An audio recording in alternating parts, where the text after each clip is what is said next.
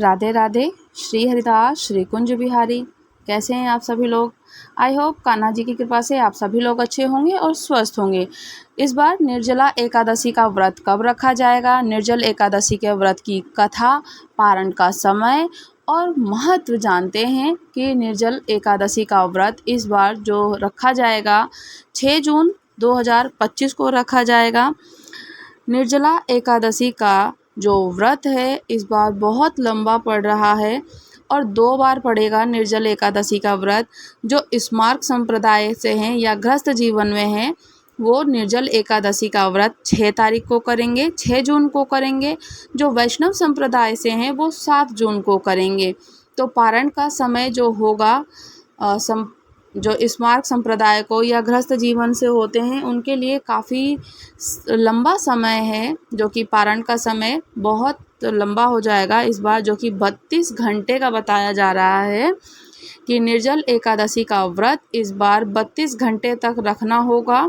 निर्जल एकादशी का व्रत जो कि 6 जून 2025 को रात 2:15 से शुरू हो जाएगा और 7 जून को सुबह 4:47 पर समाप्त होगा, जो कि इस बार बहुत लंबा समय है। और जो 32 घंटे का समय बताया जा रहा है वो इसी करके समय पड़ रहा है जो स्मार्त संप्रदाय के गृहस्थ जीवन वाले हैं, जो निर्जल एकादशी का व्रत रखेंगे उनको जो पारण का समय 7 जून को दोपहर में 1:44 से लेकर 4:31 तक रहेगा। और जो 7 जून का व्रत रखेंगे वैष्णव संप्रदाय वाले, जो वैष्णव संप्रदाय को फॉलो करते हैं, जो वैष्णव संप्रदाय से जुड़े हुए हैं, वो 7 जून को व्रत रखेंगे और 8 जून को पारण होगा। सुबह में 5:23 से लेकर 7:17 पर समाप्त होगा। वैष्णव संप्रदाय वाले 8 जून को व्रत का पारण करेंगे, जो कि अब हम लोगों के लिए बहुत लंबा समय हो जाएगा व्रत करने का। तो इस दिन अपना खासकर से बहुत अच्छे से ध्यान रखना है ताकि कोई किसी प्रकार का कष्ट ना हो, क्योंकि ज्येष्ठ का महीना चल रहा है। ज्येष्ठ के महीने में बड़ी भीषण गर्मी होती है और इस गर्मी में हम लोगों को जितना हो सके बचकर रहना है, घर से बाहर ना जाएं। जो काम करने वाले हैं वो तो जाएंगे ही जाएंगे, किंतु जो निर्जल एकादशी का व्रत रखेंगे खासकर से ध्यान रखें कि उस दिन कम बोलें, कम बाहर निकलें, या कोई अगर छुट्टी हमें मिल सकती है तो आप छुट्टी कर लीजिए, छुट्टी लेकर घर पे ही रह सकते हैं। अगर नहीं मिलती है तो फिर तो जाना ही जाना है, बट ध्यान रखना है कि गर्मी से हमें थोड़ा बचाव रखना है, क्योंकि ज्येष्ठ का महीने में ये निर्जल एकादशी का व्रत करना बड़ा कठिन होता है किंतु बहुत फलदायक और शुभदायक होता है। निर्जल एकादशी के व्रत की कथा, और आइए जानते हैं कि निर्जला एकादशी के व्रत का महत्व। एकादशी के दिन हिंदुओं में सबसे अधिक और सबसे प्रचलित व्रत जो माना जाता है एकादशी का व्रत ही माना जाता है। साल भर में 24 एकादशी आती है, किंतु कभी कभी जो 24 की जगह 26 एकादशी का व्रत आ जाता है, जो कि 1 माह बढ़ जाता है। किंतु इस सभी एकादशियों में जो कि ज्येष्ठ के शुक्ल पक्ष की एकादशी है जो सबसे बड़ी फल देने वाली मानी जाती है, क्योंकि इस एकादशी को व्रत रखने से जो साल भर की एकादशी होती हैं 24 या 26 एकादशियों के व्रत का हमें पूर्ण फल प्राप्त हो जाता है। जो साल भर किसी भी कारणवश किसी भी संयोगवश व्रत नहीं रख पाते हैं या नहीं रख सकते हैं, किंतु अगर निर्जला एकादशी का व्रत रखा जाए तो हमें पूर्ण रूप से 24 एकादशियों के व्रत का पुण्य फल प्राप्त और अर्जित हो जाता है। निर्जला एकादशी का व्रत अत्यंत संयम साध्य है। इस युग में यह व्रत संपूर्ण सुख भोग और अंत में मोक्ष देने वाला कहा गया है। कृष्ण पक्ष की हो या फिर शुक्ल पक्ष की, दोनों पक्ष की एकादशी को अन्न खाना वर्जित होता है, अन्न खाना मना है। निर्जला एकादशी के व्रत की कथा। निर्जला एकादशी के व्रत जो कि पौराणिक महत्व और व्याख्यान भी कम रोचक नहीं रखते हैं। जब सर्वज्ञ वेद व्यास ने पांडवों को चारों पुरुषार्थ धर्म, अर्थ, काम और मोक्ष देने वाली एकादशी का व्रत का संकल्प कराया था, तब युधिष्ठिर ने कहा, जनार्दन, ज्येष्ठ मास के शुक्ल पक्ष में जो एकादशी पड़ती है, कृपया करके उसका वर्णन कीजिए। भगवान श्री कृष्ण जी ने कहा, हे राजन, इसका वर्णन परम धर्मात्मा सत्यवती नंदन व्यास जी ही करेंगे, क्योंकि ये संपूर्ण शास्त्रों के तत्वज्ञ और वेद वेदांगों के पारंगत विद्वान हैं। तब वेद व्यास जी कहने लगे, कृष्ण पक्ष और शुक्ल पक्ष की दोनों एकादशी में अन्न खाना वर्जित है। द्वादशी के दिन स्नान करके पवित्र और फूलों से भगवान श्री हरि नारायण केशव माधव का पूजन करें। फिर नित्य कर्म समाप्त करके उसके पश्चात पहले ब्राह्मणों को भोजन आदि से अनंत और सुख भोग का प्राप्त करें और उसके बाद स्वयं भोजन करें। यह सुनकर भीमसेन बोले कि परम बुद्धिमान पितामह, मेरी उत्तम बात सुनिए। राजा युधिष्ठिर, माता कुंती, द्रौपदी, अर्जुन, नकुल और सहदेव ये एकादशी को कभी भोजन नहीं करते और मुझसे भी हमेशा यही कहते हैं कि भीमसेन, एकादशी को भी तुम मत खाया करो खाना और व्रत किया करो। परंतु मैं इन लोगों को यही कहता हूँ कि मुझसे भूख नहीं सही जाएगी, मुझसे भूखा नहीं रहा जाएगा। भीमसेन की ये बात सुनकर व्यास जी ने कहा, यदि तुम नरक को दूषित समझते हो और तुम्हें स्वर्गलोक की प्राप्ति अवशिष्ट है, तो दोनों पक्ष की एकादशी के दिन भोजन नहीं करना चाहिए। भीमसेन बोले, महाबुद्धिमान पितामह, मैं आपके सामने सच सच कहता हूँ, मुझसे एक बार भोजन करके व्रत नहीं किया जा सकता, तो फिर उपवास करके मैं कैसे रह सकता हूँ। मेरे उदर में वक्र नाम का अग्नि सदा प्रज्वलित रहती है। जब मैं बहुत अधिक खाता हूँ तभी ये शांत होती है। इसलिए महामुनि, मेरे पूरे वर्ष भर में केवल एक ही उपवास कर सकता हूँ, जिससे कि मुझे स्वर्ग की प्राप्ति सुलभ हो और जिसको करने में मैं कल्याण के भागी हो सकूँ। ऐसा कोई व्रत निश्चित करके बताइए, मैं उसका यथोचित रूप से पालन भी करूँगा। व्यास जी ने कहा, भीम, ज्येष्ठ मास में जब सूर्य वृष राशि पर हो या मिथुन राशि पर हो, शुक्ल पक्ष में जो एकादशी हो, उसका यत्न पूर्वक निर्जल व्रत करो। केवल कुल्ला या आचमन करने के लिए मुख में जल डाल सकते हो, उसको छोड़कर किसी प्रकार का जल विद्वान पुरुष मुख में ना डाले, अन्यथा व्रत भंग हो जाता है। एकादशी को सूर्योदय से लेकर दूसरे दिन के सूर्योदय तक मनुष्य जल का त्याग करे तो ये व्रत पूर्ण होता है। उसके पश्चात द्वादशी को प्रभात काल में स्नान करके ब्राह्मणों को विधि पूर्वक जल और स्वर्ण का दान करे। इस प्रकार सब प्रकार कार्य करके जितेंद्रिय पुरुष ब्राह्मणों के साथ भोजन करे। साल भर में जितनी एकादशी होती है, उन सब का फल निर्जला एकादशी का पालन मात्र से मनुष्य प्राप्त कर लेता है। इसमें तनिक भी कोई संदेह नहीं है। शंख चक्र गदा धारण करने वाले भगवान श्री हरि नारायण केशव मुझसे कहा था कि यदि मानव सबको छोड़कर एकमात्र मेरी शरण में आ जाए और एकादशी को निराहार रहकर वह सब पापों से छूट जाता है। एकादशी व्रत करने वाले पुरुष के पास विशालकाय, विकराल आकृति, काले रंग वाले दंड पासाधारी भयंकर यमदूत नहीं जाते।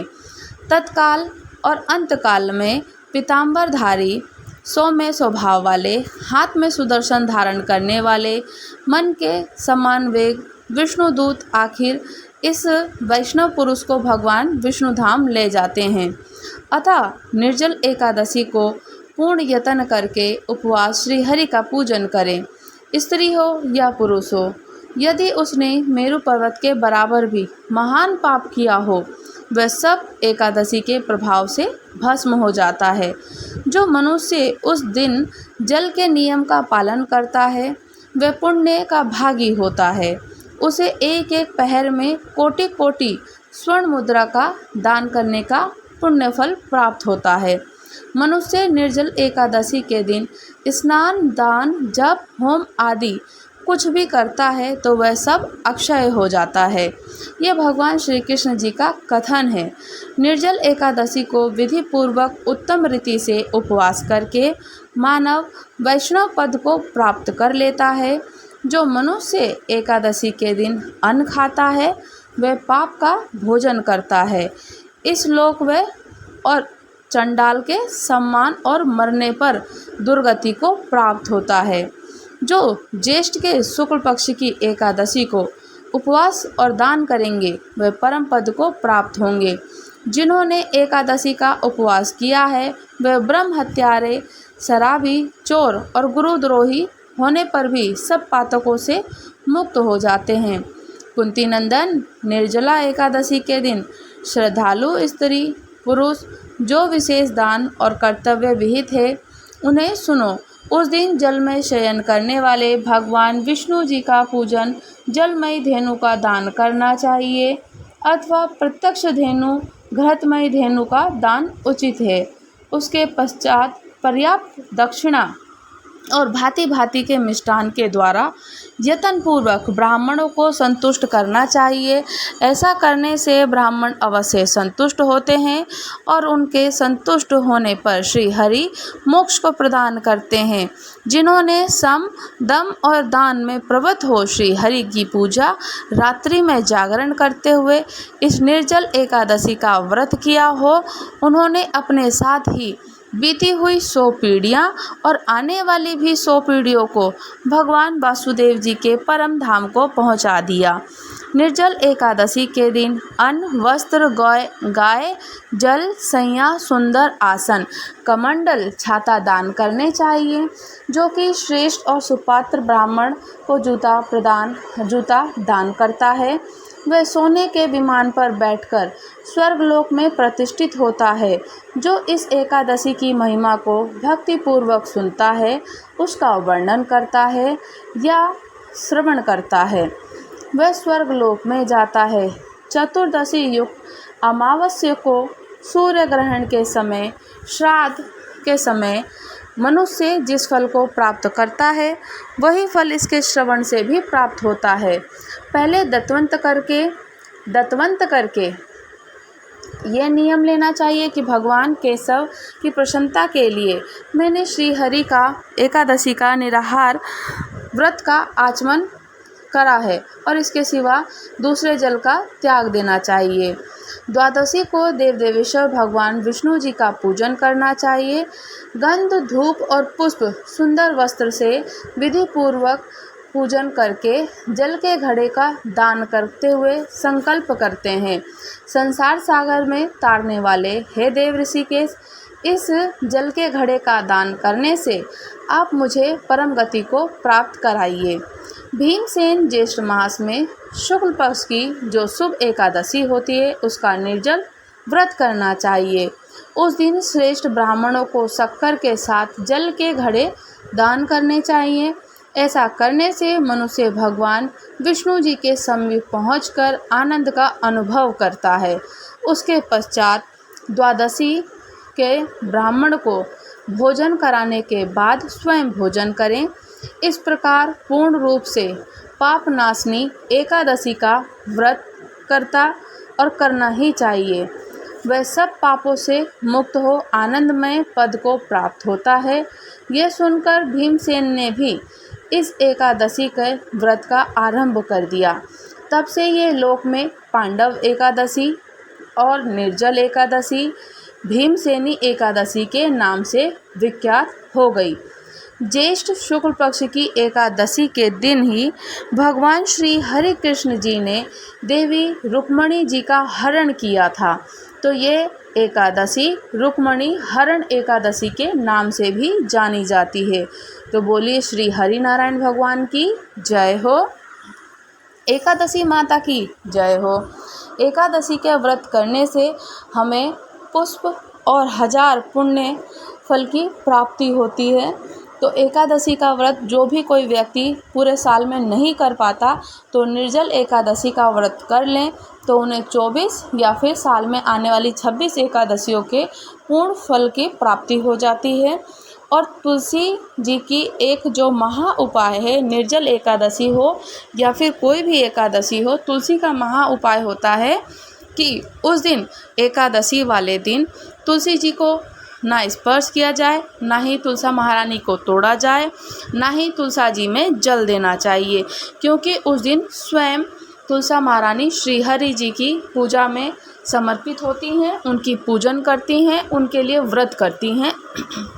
तो इसलिए तुलसा में उस दिन जल समर्पित नहीं किया जाता एकादशी वाले दिन, और उनको तोड़ा नहीं जाता क्योंकि वो व्रत करती हैं श्री हरि नारायण के लिए। और अगर आपके पास पहले से ही तुलसी आपको एकादशी से एक दिन पहले ही तुलसा के कुछ पत्ते तोड़ करके रख लेने चाहिए, जिससे कि आप पूजन कर सकें। और आपके पास अगर पहले से ही कुछ तुलसा की काष्ठ हो या टूट जाती है, सूख जाती है, तो आप उसको एक दीपक प्रज्वलित करने के लिए कहते हैं कि एकादशी के दिन तुलसी की काष्ठ से घी का दीपक जो भी प्रज्वलित करता है उसके घर में धन, संपदा, सुख, शांति, समृद्धि, वैभव सब कुछ बढ़ता है, सुख शांति बनी रहती है और धन वैभव सब कुछ बढ़ता है। तो उस दिन एकादशी के दिन चाहे कोई भी एकादशी हो तो आप एक काष्ठ में कलावा लपेट दीजिए, कलावे को लपेट करके रख लें, जो कि हम बाती बनाते हैं। तो बाती को जो जलाना है, हमें घी का दीपक दिए में घी भर के आपको उसको प्रज्वलित करना है एकादशी के दिन। और मैं तो कहती हूँ जब तक आप कथा को श्रवण करें, पूर्ण विधि विधान से पूजन करें, तब तक तो तुलसी की काष्ठ का दीपक प्रज्वलित अगर होता रहे तो बहुत अच्छा है।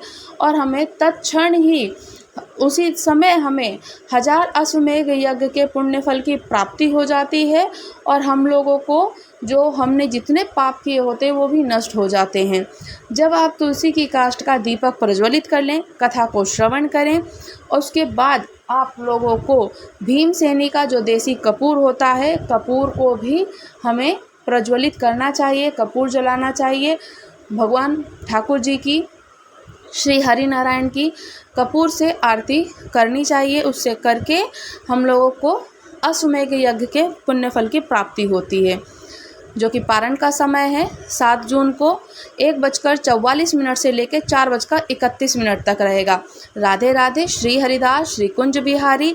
अगर आप लोग हमारे चैनल पर नए हैं, चैनल को लाइक, शेयर, सब्सक्राइब करना बिल्कुल भी ना भूलें और कमेंट्स करके मुझे बताएं कि आपको कथा कैसी लगी। राधे राधे। प्यारे प्यारे पॉजिटिव से कमेंट्स करते रहिए। राधे राधे।